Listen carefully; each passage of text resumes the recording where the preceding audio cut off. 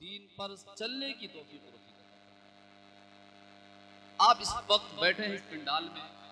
اور خیر آباد کی سرزمین پر علی جناب افسر بھائی نے بڑی محنت سے اپنی کمائی، اپنی محنت، اپنی مشقت، اپنا خرچہ، اپنا سب کچھ کر کے ایک بہترین انداز میں پکوان کا انتظام کیا۔ سرکار غوث اعظم رضی اللہ تعالیٰ عنہ کے نام سے ایک بہترین انداز میں کھانے کا اہتمام کیا، اس میں آپ حضرات کو دعوت دی اور اس کے بعد ذکر غوث اعظم کی ایک بہترین سی محفل سجا کر شامیانہ تنوا دیا، منبر رسول سجا دیا، مائک کا انتظام کر دیا، کرسیاں بچھائی، اور میں جب یہاں پر حاضر آیا تو میں نے دیکھا کرسیاں بڑی ترتیب سے لگی، کرسیاں بڑی ترتیب سے لگی تھی۔ میں بڑا خوش تھا کہ بڑی ترتیب سے لگی ہے کرسی، اور یہاں اس ترتیب کو دیکھنے کے بعد آدمی آٹومیٹک سمجھ جائے گا کہ یہ بڑی ترتیب سے چلنے والی قوم ہے۔ لیکن چند منٹ کے بعد میں نے دیکھا یہ ترتیب بگڑ گئی، اس کرسی کی ترتیب ہی بگڑ گئی۔ کوئی وہاں سے آیا کھینچ کر لے گیا، کوئی وہاں سے آیا کھینچ کر لے گیا، کوئی وہاں سے آیا کھینچ کر لے گیا۔ آپ یقین جانیں آپ کرسیاں کھینچ کر تتر بتر ہو رہے تھے، اور میں آپ کے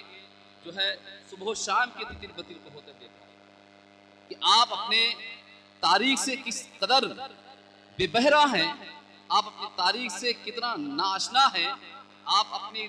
کلچر اور اپنے فیوچر کو کس قدر بھلا چکے ہیں، پسے پش ڈال رکھے ہیں کہ آپ وہ قوم تھے کہ جس طرف نکل جایا کرتی تھی ان کی ترتیب کو دیکھ کر، ان کے چلنے اور جو ہے بولنے اور نگاہوں کو دیکھ کر قوم ہدایت پا لیا کرتی تھی، راہ راست پر لوگ آمدن ہو جایا کرتے تھے۔ لیکن آج وہ قوم جس کی چل چال کو دیکھ کر لوگ ہدایت یافتہ ہوتے تھے، آج اس کی چال بگڑ گئی ہے، آج اس کا اٹھنا بیٹھنا بگڑ گیا ہے، آج اس کو اپنا کلچر نہیں یاد رہا ہے، آج اس کو اپنی سوسائٹی نہیں یاد رہی ہے، آج اس کو اپنا مزاج نہیں یاد رہا کہ ہمارا مزاج کیا تھا، ہمارا کلچر کیا تھا، ہمارا فیوچر کیا تھا، ہمیں کس انداز میں چلنا چاہیے۔ ہم وہ قوم ہیں میرے عزیزوں کہ جب یہ مسجدوں میں سفارہ ہوا کرتے تھے نا تو منافق اور کفار دیکھ کر حیرت زدہ ہو جایا کرتے تھے کہ ان کا اٹھنا ایک ساتھ ہو رہا ہے، ان کا بیٹھنا ایک ساتھ ہو رہا ہے، ان کا قیام ایک ساتھ ہو رہا ہے، ان کا رکوع ایک ساتھ ہو رہا ہے، ان کا سجدہ ایک ساتھ ہو رہا ہے، ایک ہی الفاظ پر یہ رکوع میں چلے جایا کرتے ہیں،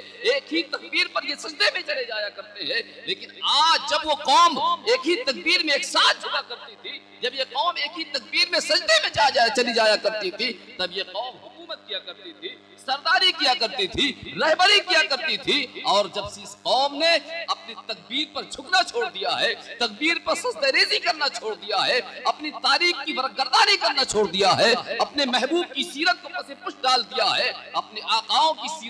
سیرت اور افکار کو اپنے پس پش ڈال دیا ہے، تب سے آج ہماری قوم کا یہ حال ہے نا، آج ہماری قوم کا یہ حال ہو چکا ہے۔ اس لیے میں آپ سے ایک مرتبہ مؤدبانہ گزارش کروں گا کہ بھی ترتیب اپنی کرسی کو لگا کر بیٹھ جائیں، جو ترتیب سے ہے کرسی نہیں ہے وہ آپ حضرات آگے آ جائیں تاکہ ہمیں پتہ چلے کہ آپ سننے بیٹھے ہیں۔ کچھ لوگ کرسیاں پیچھے لے کر بیٹھتے اس لیے ہیں کہ بس جب تک من بھرے گا سنیں گے، اس کے بعد پیچھے سے نکل لیں گے، اس لیے کرسیاں پیچھے لے کر بیٹھتے ہیں۔ میرے عزیزو، آج جانتے ہو اگر اس محفل کے بارے میں آپ نے سنا ہے تو اس کو سمجھنے کی کوشش کریں۔ یہ زمین پر ایسی محفل ہے یہ کہ ایسی محفل روئے زمین پر اور کوئی نہیں کرتا، ایسی محفل روئے زمین پر اور کوئی قوم نہیں سجایا کرتی۔ یہ ایسی محفل ہے جہاں اللہ کے فرشتے نازل ہوتے ہیں،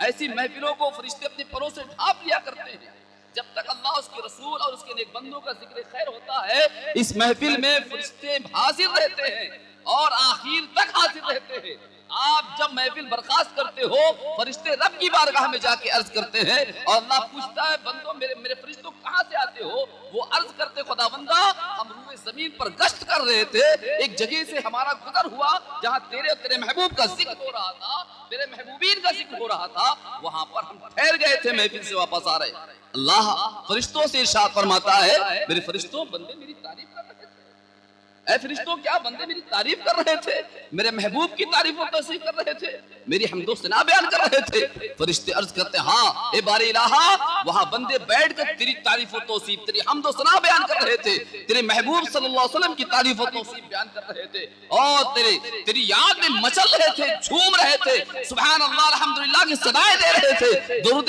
پاک مصطفیٰ جائے رحمت پڑھ رہے تھے، اور مصطفیٰ جائے رحمت کے آل و اصحاب پر درود پڑھ رہے تھے۔ اللہ اکبر۔ اتنا سننے کے بعد خداوند قدوس فرشتوں سے فرماتا ہے اے فرشتوں گواہ ہو جاؤ، جتنے لوگ اس محفل میں شامل تھے سب کو میں نے بخش دیا،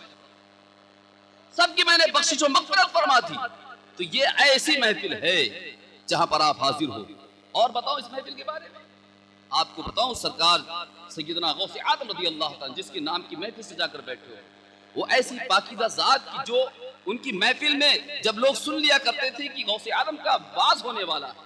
نصیحت ہونے والی، تقریر ہونے والی ہے غوث اعظم کی، تو 70 ہزار لوگ مجمع کے ساتھ حاضر ہوتے تھے،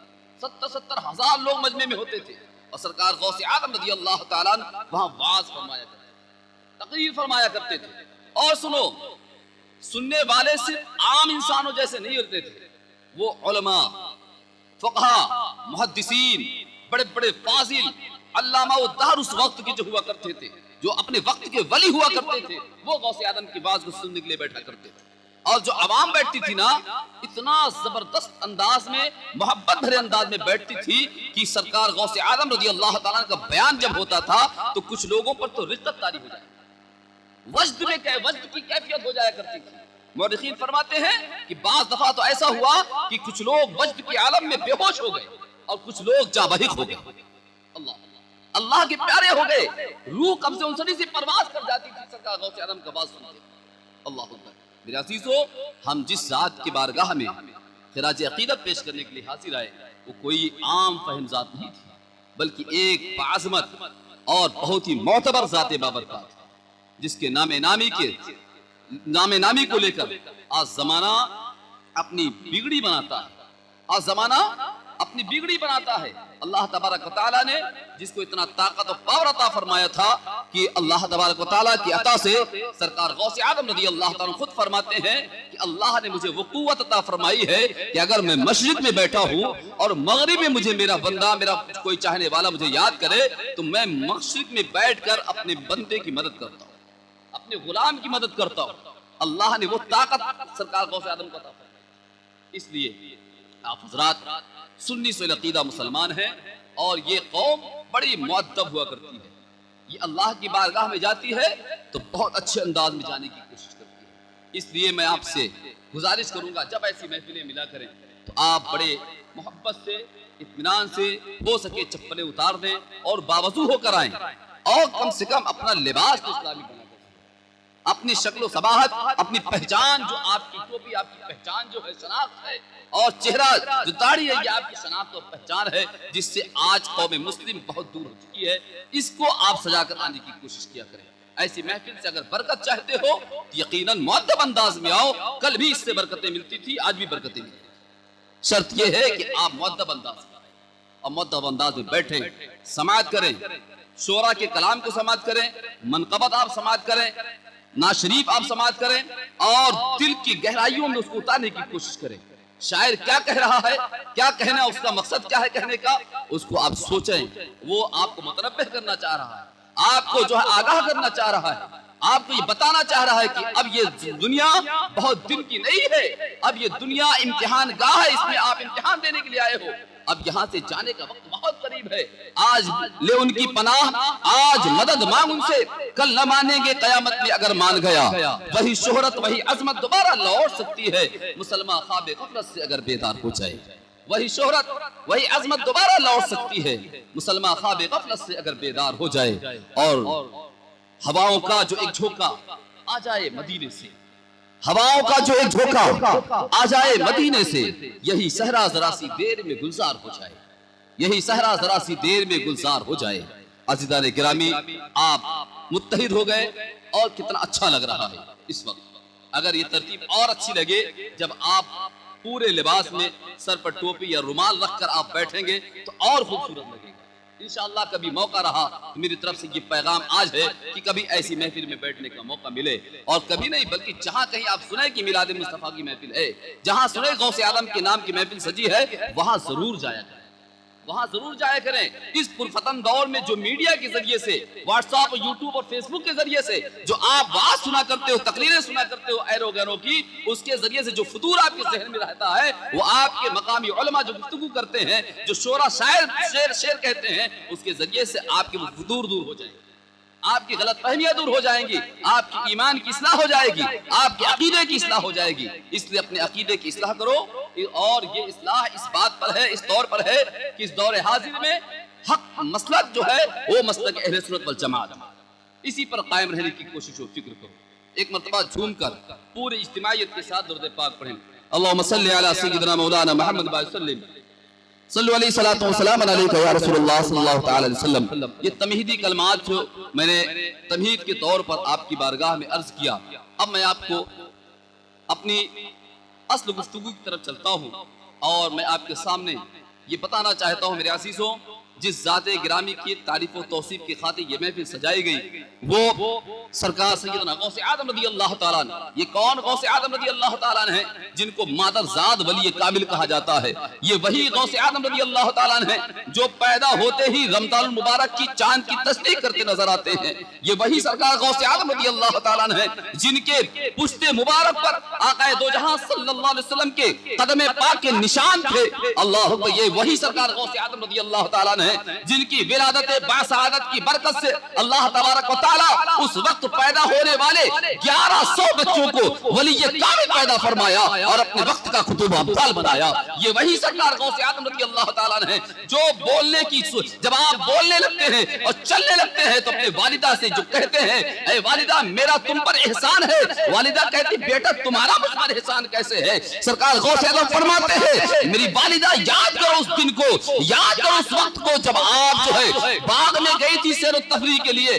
اور میں آپ کی شکم میں جلوہ گر تھا۔ یاد کرو وہ ٹائم جب میں آپ کی شکم میں تھا تو آپ ایک باغیچے میں سیر و تفریح کرنے کے لیے گئی تھی۔ آپ فرماتی ہاں میں گئی تو ضرور تھی۔ آپ نے فرمایا یاد کرو ایک پیڑ کے نیچے آپ آرام کرنا چاہتی تھی، قریب تھا کہ اس پیڑ پر لٹکا ہوا ایک زہریلا سانپ آپ کو جو ہے ڈس لیتا، آپ کو تکلیف پہنچاتا، لیکن میں عبد القادر آپ کی شکم میں جلوہ گر تھا اور میں نے دیکھا کہ سانپ قریب آپ کو ڈسنے والا تھا، میں نے آپ کی شکم میں کروٹ لیا تھا اور آپ کے پیٹ میں درد اٹھا تھا جس درد کی وجہ سے آپ گھر کی طرف دوڑ کر وہ چلی گئی تھی۔ تو اس لیے میرا تم آپ پر احسان یہ ہے کہ اس وقت میں نے آپ کی جان بچائی تھی۔ تو جو ماں کی شکم میں رہ کر اپنی ماں کی جان بچائے وہ عبد القادر جیلانی ہے، جو مردوں کو ٹھوکر لگا کے زندہ